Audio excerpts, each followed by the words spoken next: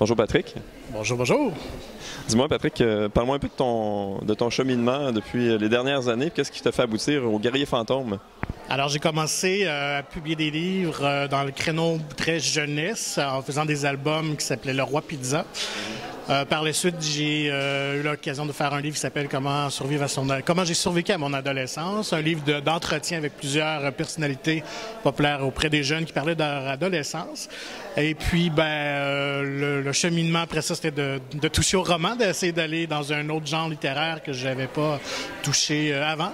Et puis, en fait, le projet est né par le propriétaire de la maison d'édition, Perrault Éditeur, donc Brian Perrault, qui est l'auteur d'Amos d'Aragon, qui me proposait la thématique. En fait, il m'a dit j'aimerais ça avoir une série qui porte sur la Nouvelle-France avec du fantastique. Est-ce que ça t'intéresse d'écrire ça?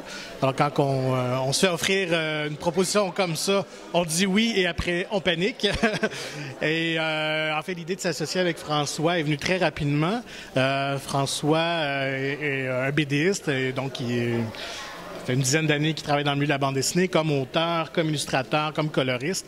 Et à l'époque, je l'avais même approché pour qu'il soit mon illustrateur de ma série jeunesse, Le Roi Pizza.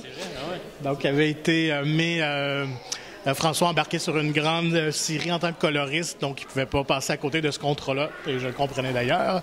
Alors, j'ai toujours eu cette envie-là de travailler avec lui. Et vu que ses bandes dessinées a toujours un background de Nouvelle-France fantastique, c'est vraiment dans son créneau à lui. Alors, c'est pour ça que je lui ai proposé d'embarquer avec moi, de venir jouer dans le Carré de sable et d'écrire ça à quatre mains. Mais à l'origine, pour les illustrations, c'était même pas supposé, c'était pas dans le plan de match, c'était vraiment un roman qu'on faisait. Moi, j'avais juste dit, j'aimerais ça faire la couverture, parce que aussi, je suis illustrateur. Mais après ça, on s'est dit, pourquoi pas faire une coupe d'illustration à l'intérieur. C'est un roman jeunesse et tout. Puis j'en ai fait une coupe, puis ça a passé, puis c'est le fun. Puis moi, en tant qu'illustrateur, j'ai la difficulté à pas mettre un aspect visuel à ce que j'écris ou à ce qu'on écrivait dans ce cas-là, t'sais. Donc, je vais faire des illustrations, plus des thématiques fantastiques du roman. Mais c'est pas à la base un roman illustré volontaire. C'est plus un roman qu'on a rejeté. Un vrai roman avec quelques illustrations supplémentaires pour agrémenter le discours. OK, excellent.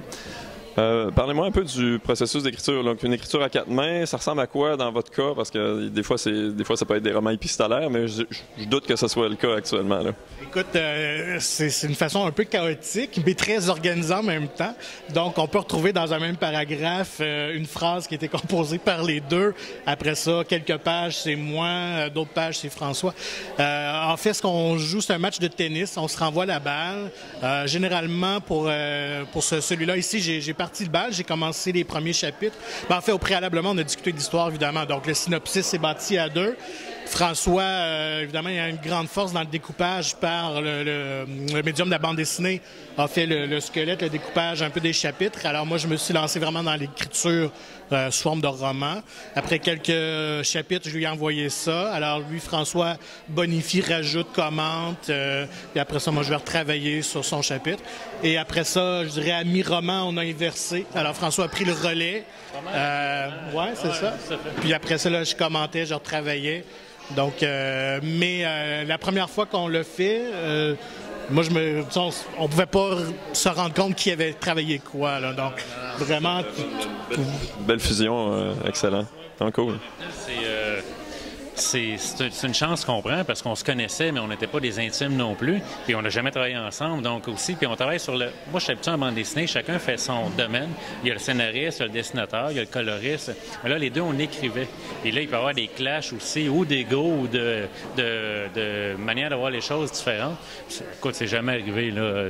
Bon, c'est sûr qu'on discutait de propos. Alors, moi, je suis pas d'accord pour ça, mais l'autre, il expliquait pourquoi. Ah, OK, c'est cool. Fait que ça... on fait le deuxième, là. Donc, c'est une belle histoire d'amour. Excellent. C'est stimulant en même temps parce que c'est intéressant de pouvoir reposer. En fait, là, il y a une base de respect à la toute base. En fait, ce qui est important, c'est... moi, je respectais énormément le travail de François. J'étais un grand fan de ses BD, donc je savais aussi qu'est-ce qui amenait au projet, au récit. Donc, pour moi, c'était tout à fait stimulant aussi de travailler avec quelqu'un comme ça. Puis vraiment, comme François le mentionne, je pense que généralement, on est deux personnes qui n'ont pas vraiment d'ego, qui travaillent bien. Puis Ça, vraiment, le but premier, c'était de faire la meilleure histoire possible. Le reste, garde, on l'évacuait, puis c'est tout. On mettait vraiment notre imaginaire au service de l'histoire. Excellent. Et votre éditeur, comment ça s'est passé? Donc, premier jet, ça a été accepté? Oui, moi, je suis très étonné même à quel point on lui a présenté Synopsis. Donc, oui, c'était parfait, allez-y. Puis, honnêtement, on n'a eu aucun changement à faire dans l'histoire. Tant mieux pour nous. Alors... En roman aussi, il y a des réécritures de tournures de phrases ou des trucs. On n'est pas des linguistiques non plus, là, des linguistes, des linguistiques.